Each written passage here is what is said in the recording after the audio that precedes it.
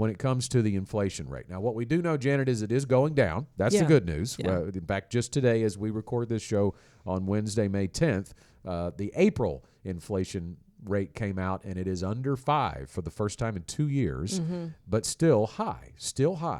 And rents are going up. Food prices still going up. Energy did decline, but we know there's a constant here. Over the last 60 years, the average inflation rate's 3.8%. So you know that your buying power, on average, in retirement, is going to go down by about 3%. So you have to have a plan in place to whatever income number you start with on day one of retirement, it goes up over time.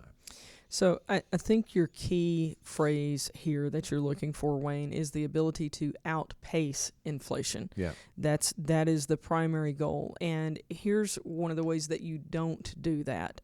A lot of people, and we alluded to this on another question earlier, a lot of people, as they get closer to retirement, or in your case, farther into retirement, then at that point, they begin to go, okay, I'm really scared of these longer-term investments because of how much they fluctuate at any given point.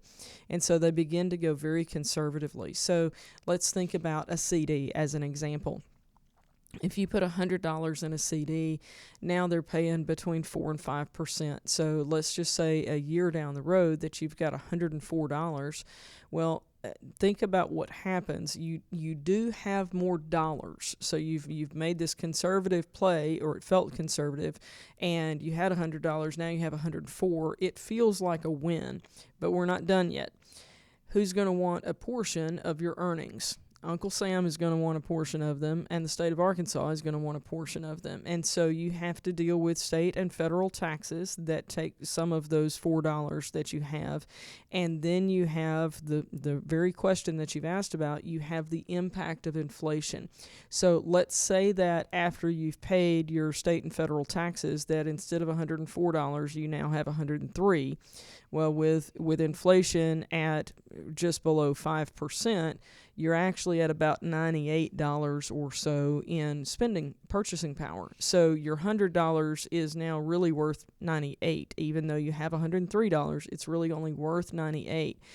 The reason I take the time to go through that is that the answer is not to be ultra conservative. We have to seek the ability to outpace inflation with some of our investments. Now, that having been said, Scott, you and I both have dollars that are conservatively labeled, for ourselves. There's always going to be money that we don't have exposed to the growth-oriented mindset, that we would look at on more long-term investments. We want those dollars to be conservatively invested or conservatively held. I wouldn't even say invested in some cases. The cash and money market type of instruments, in that case, it's for the purpose of preservation and safety, not for growth.